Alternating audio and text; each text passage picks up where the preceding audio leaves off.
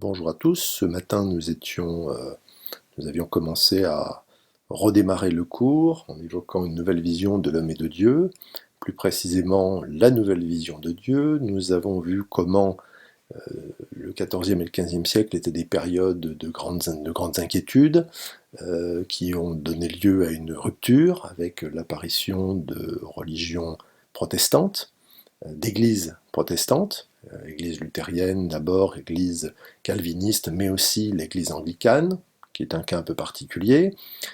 Face à ce défi qui est lancé à l'église catholique, on peut s'attendre à ce qu'elle réagisse, et elle va effectivement réagir, c'est ce que nous allons voir maintenant. On appelle cette réaction la réforme catholique, la réformation, on parle aussi de contre-réforme. Donc il s'agit ici de faire face à ce défi qui est celui des protestants. L'image que vous voyez ici montre des moines armés qui tirent en l'air. On peut effectivement s'attendre, concernant l'Église catholique, à une réaction violente par rapport à ce défi, par rapport à ce qu'elle considère comme des hérésies, donc des erreurs religieuses, mais elle va réagir de façon diverse, de façon variée, et elle va mettre en place elle va prendre en compte finalement les critiques, elle va réagir par rapport aux véritables défauts, aux véritables faiblesses que peut avoir l'Église catholique. Pour prendre un certain nombre d'exemples, nous avons ici la représentation à gauche d'un religieux un religieux espagnol qui s'appelle Ignace de Loyola. Et Ignace de Loyola va créer en 1534 un ordre religieux qu'on appelle la Compagnie de Jésus, et plus généralement on l'appelle l'ordre des Jésuites. Nous avons ici donc la représentation d'Ignace de Loyola en tenue de prêtre, avec la devise des Jésuites, Ad Maiorem Dei Gloriam, autrement dit, à la plus grande gloire de Dieu. Et vous avez également l'étendard l'étendard blanc qui porte le symbole des Jésuites. Alors, quelle est la particularité de cet ordre? C'est un ordre d'intellectuels.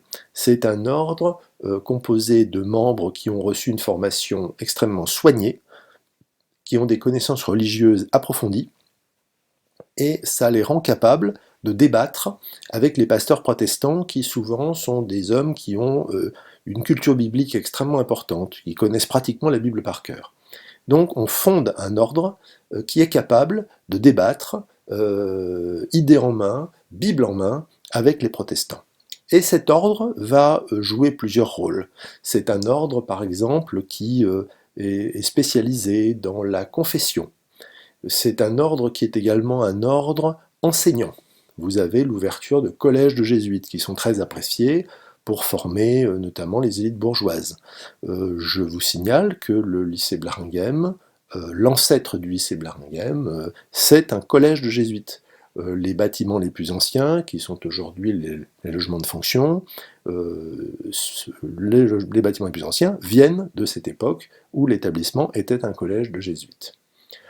Les jésuites sont également des missionnaires, donc qui partent à l'étranger, qui partent convertir des populations à la religion chrétienne. Vous en avez une illustration à droite, une gravure qui représente ici un lieu de culte catholique, on le voit, on voit la croix, on voit le crucifix, on voit au-dessus la Vierge à l'enfant, on voit aussi sur l'autel le symbole des jésuites, et le personnage de gauche a l'air d'être un fonctionnaire chinois, ça n'est pas le cas, c'est un membre de l'ordre des jésuites, il s'appelle Matteo Ricci, il est italien, et il a œuvré pour diffuser le catholicisme dans l'Empire chinois, et il y a assez bien réussi. Nous avons donc un ordre qui est créé, et qui est créé en partie pour faire face, pour relever le défi qui est lancé par le protestantisme. Autre grande décision, la décision de réunir un concile dans la ville de Trente. Un concile est une assemblée d'églises, ça n'est pas une réunion de 30 personnes, c'est une assemblée qui a lieu dans une ville italienne qui s'appelle Trente. Et voici des décisions prises par cette réunion d'église que nous voyons dans l'image principale. Le pape ayant convoqué des évêques, des archevêques, des cardinaux, des théologiens, donc des spécialistes de la religion. Voilà ce que dit le texte. Les évêques doivent être irréprochables, sobres, chastes et bien gouvernant leur maison. En général, quand on vous indique ce que doivent être des personnes, on peut s'attendre à ce que ça ne soit pas toujours le cas. Donc là, les évêques doivent être irréprochables, ça n'est pas toujours le cas, sobres, autrement dit, avoir une vie modeste et ne pas boire trop d'alcool, chastes, ne pas vivre avec femme et enfants, normalement ils doivent être célibataires, et bien gouvernant leur maison, c'est-à-dire qu'ils ne doivent pas être absents, ils ne doivent pas être à la cour du roi, mais ils doivent être dans leur diocèse. La Vulgate, c'est-à-dire la version traditionnelle de la Bible en latin, doit être tenue pour authentique en toute leçon publique, et que nul, sous couleur que ce soit, ne présume de la rejeter. Donc là, c'est une façon de dire que la Bible en latin est la référence absolue, et les protestants ont beau la critiquer en disant qu'il y a parfois des erreurs de traduction et de copie, peu importe, ça reste la référence. Si quelqu'un dit que dans l'Église catholique il n'y a pas de hiérarchie instituée par une disposition divine, qu'il soit anathème, c'est-à-dire frappé d'excommunication. Autrement dit, là encore, les protestants disent que dans la Bible il n'y a rien qui prévoit l'organisation d'un clergé hiérarchisé avec le pape, les archevêques, les évêques, les prêtres, et donc certains, comme par exemple comme l'Église calviniste, font complètement disparaître cette hiérarchie, eh bien l'Église catholique s'oppose à ce discours et affirme que c'est bien la volonté de Dieu qu'il y ait une hiérarchie, qu'il y ait une Église catholique et qu'il y ait une hiérarchie dans cette Église. Cette assemblée est une assemblée donc importante, c'est une assemblée qui prend en compte les critiques, qui examine la situation de l'Église, qui essaie de remédier aux problèmes qui effectivement y ont lieu. Donc c'est une assemblée d'évêques et de théologiens, nous l'avons dit, elle est convoquée par Paul III, le pape Paul III. Elle est réunie de 1545 à 1563, alors pas en continu avec des interruptions, mais donc sur une longue période, et l'objectif est de réformer l'Église. C'est donc une réforme catholique, c'est une contre-réforme, on réagit aux critiques qui ont été faites par les protestants. On décide de créer des séminaires. Dans chaque diocèse, il doit y avoir un séminaire, c'est-à-dire une école pour prêtres. Autrement dit, on n'accepte plus l'idée qu'il y ait des prêtres ignorants. Les prêtres doivent avoir une formation minimale pour être capables d'exercer leur activité et pour être capables de faire face aux pasteurs protestants éventuellement. Les évêques doivent résider dans leur diocèse et l'inspecter régulièrement. Évêque, ça vient du grec épiskopos, qui veut dire le surveillant. Il paraît donc normal que l'évêque vive dans le diocèse qu'il est censé surveiller et qu'il l'inspecte réellement. Donc, plus d'évêques vivant à la cour du roi, ils doivent être dans leur diocèse. Publication d'un catéchisme officiel et unique pour normaliser l'instruction des fidèles, ça veut dire qu'on va publier un texte officiel qui sert de base pour l'enseignement du catholicisme aux fidèles, enfants ou adultes. L'objectif, c'est d'éviter qu'il y ait des discours différents, des enseignements différents. On a un point de vue, on a un discours à tenir, il va s'agir de celui du catéchisme officiel. Pas d'innovation locale, pas de variation locale, un discours unique et cohérent. Puis, on a un élément important aussi, on a la réaffirmation des éléments du dogme catholique, c'est-à-dire des éléments de la croyance catholique. Les protestants remettent en cause un certain nombre de croyances catholiques, et bien les catholiques disent « vous critiquez, et pourtant nous restons fidèles à ces éléments ». Les protestants ont dénoncé le salut par les œuvres, c'est-à-dire l'idée qu'on puisse gagner le paradis par de bonnes actions et pas simplement par la foi. Eh bien les catholiques disent « nous affirmons qu'on peut aller au paradis grâce aux bonnes actions qu'on a menées ».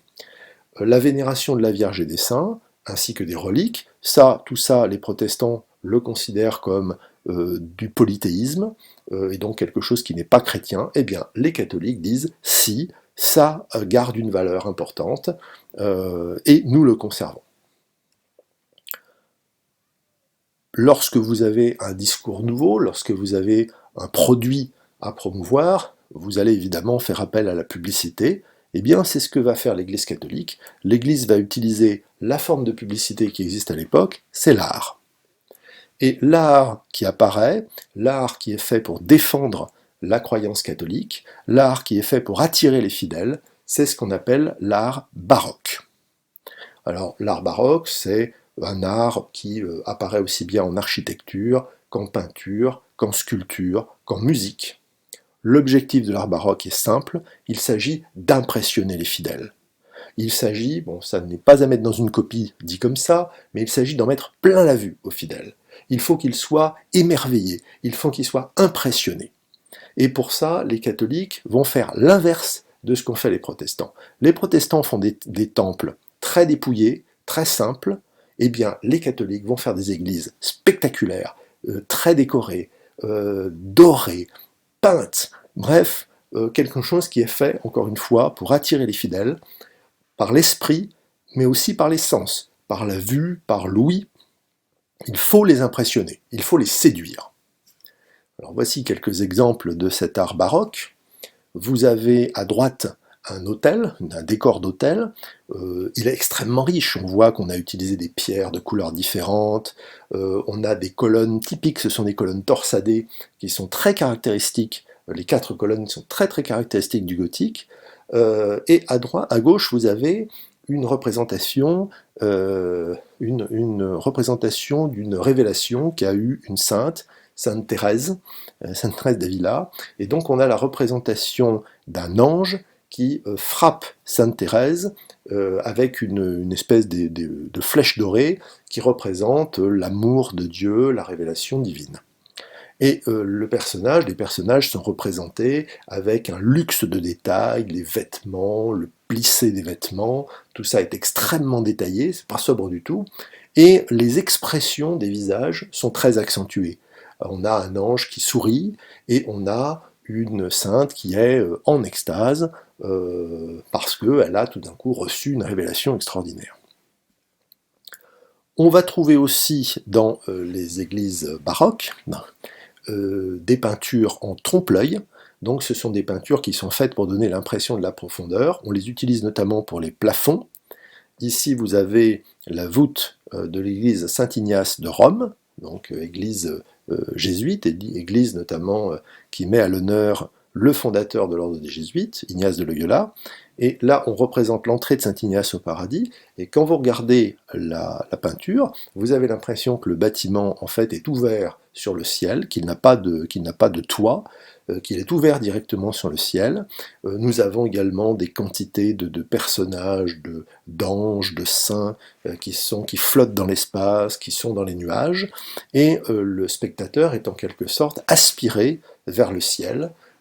C'est un spectacle qui est fait pour être impressionnant et qui est réellement impressionnant.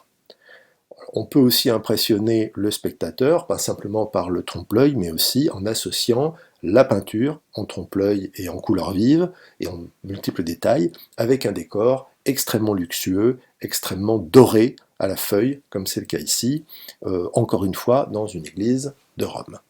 Donc l'objectif, c'est vraiment un art extrêmement riche, extrêmement impressionnant.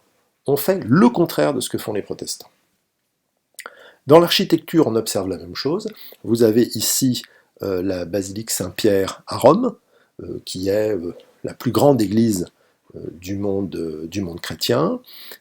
Vous avez à droite, à l'intérieur de cette église, un bon exemple de sa décoration, qui est extrêmement riche et luxueuse, et vous avez notamment un baldaquin, donc c'est l'espèce de dais qui se trouve au-dessus de l'autel et qui est en bronze, avec des colonnes torsadées, qui est extrêmement luxueux, et je ne parle évidemment pas du décor, des décors du plafond, des décors du maître-autel tout à fait au fond de la basilique. On a quelque chose qui est vraiment fait pour impressionner très fortement le spectateur, au-delà de la dimension de l'église qui est absolument gigantesque. À gauche, nous avons une vue d'ensemble de cette église, et vous constatez que la place qui se trouve, la place Saint-Pierre, qui se trouve devant la basilique, est entourée par une colonnade, et cette colonnade, là aussi construite par le Bernin, cette colonnade est faite pour avoir la forme de bras, car l'Église tend les bras, rassemble entre ses bras, les fidèles. Donc il y a vraiment cette image d'une Église qui veut accueillir les fidèles, qui veut impressionner les fidèles, qui veut attirer à elle les fidèles. Bien entendu, l'Église catholique ne va pas se limiter à un enseignement, à l'art baroque. Il y a aussi, il faut être clair, un affrontement. Il y a aussi des guerres de religion. En Italie, en Espagne, on reste dans un monde très catholique. Des protestants, il n'y en aura pratiquement pas. De toute façon, l'Inquisition va s'en occuper. Dans le nord de l'Europe, en Scandinavie par exemple, on bascule massivement dans le protestantisme. En revanche, entre les deux, vous avez des pays où vous allez avoir une cohabitation forcée entre catholiques et protestants. C'est le cas de l'Allemagne, c'est le cas de la France. Et là, vont se produire des affrontements, vont se produire des guerres de religion. La France en particulier est un pays qui connaît 8 guerres de religion. 8 guerres de religion au XVIe siècle, avec un événement notamment particulièrement spectaculaire, si vous devez en retenir un, c'est ce qu'on appelle le massacre de la Saint-Barthélemy. Le massacre de Saint-Barthélemy se produit en 1572. C'est effectivement le massacre de peut-être 2000 protestants dans Paris, peut-être à la suite de cela 20 000 protestants dans la France entière. Que s'est-il passé? Eh bien, le roi Charles IX décide de mettre fin aux guerres de religion en trouvant un accord avec les protestants, et en particulier, il décide de marier sa sœur, Marguerite d'Angoulême, connue sous le nom de reine Margot. Il marie donc sa sœur à un cousin qui est en fait le chef des protestants français. Et ce chef s'appelle Henri de Navarre. Et le mariage donc est donc organisé, prévu à Paris. Les nobles, la noblesse protestante est évidemment invitée. C'est l'occasion d'une grande réconciliation et d'un rapprochement. On veut mettre fin aux guerres de religion. Et là, il semble que le roi, ainsi d'ailleurs que sa mère, Catherine de Médicis, qui est une personne qui a une très grande influence sur lui, se disent que finalement l'occasion est trop belle pour la rater. L'occasion en fait d'éliminer la noblesse protestante, parce que la noblesse protestante, ça veut dire une armée protestante.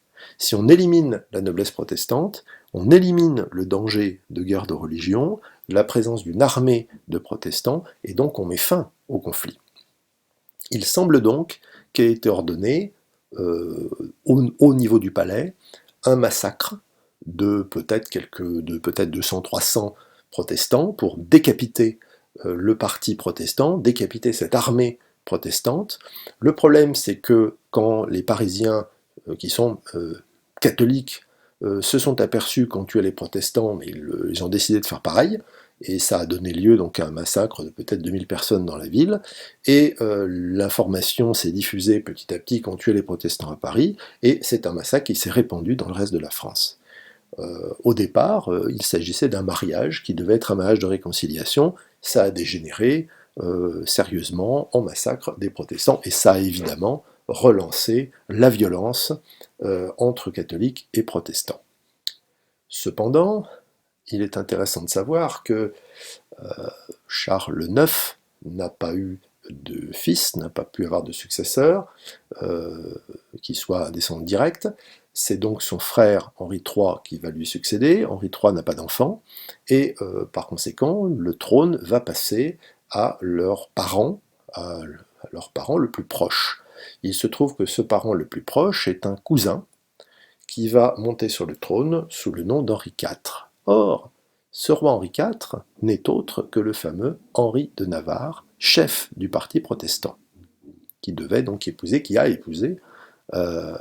a épousé la princesse Marguerite. Et comment a-t-il pu devenir roi de France? Eh bien, il a dû conquérir littéralement son royaume et se convertir au catholicisme, parce que un roi de France qui ne serait pas catholique apparaissait comme impensable, la France étant majoritairement catholique. Il est donc devenu roi de France, et en tant que roi de France, pour mettre fin définitivement à ces guerres de religion, il a signé un texte, l'édit de Nantes, que vous voyez ici à gauche, qui a été signé en 1598 et qui est un édit qui accorde aux protestants français la liberté de conscience. On a le droit d'être protestant en France. Ça, c'est tout à fait nouveau, parce que ça n'était pas le cas avant. Être protestant en France vous menaçait de mort. Il décide donc d'autoriser les protestants à être protestants. Alors vous avez ici une carte qui vous montre en orange les zones où se concentrent les populations protestantes en France. Vous voyez que le sud, l'ouest sont des zones de présence importante. Les protestants ont une liberté de pratique, une liberté de religion limitée. Il y a quelques lieux de culte qui sont autorisés. Ils ne sont pas autorisés partout, mais il y a des lieux de culte autorisés pour les protestants. Et surtout, le roi leur confirme ou leur donne des places de sûreté, c'est-à-dire des forteresses qu'ils vont occuper et qui leur permettraient, si les catholiques, la majorité catholique s'attaquait à eux, qui leur permettraient de se défendre, qui leur permettraient de se protéger. Et effectivement, ce traité, cet accord, cet édit de Nantes, va apporter à la France la paix qu'elle attendait et va mettre fin aux guerres de religion. Nous en avons, avec cet élément, fini avec la nouvelle vision de Dieu. Nous allons pouvoir passer, ce sera l'objet d'un autre cours, à une nouvelle vision artistique. Nous avons vu une nouvelle vision du monde, une nouvelle vision de l'homme, une nouvelle vision de Dieu. Nous allons voir comment cette transformation s'opère dans le domaine artistique, c'est-à-dire que nous allons être amenés à parler cette fois-ci de la Renaissance.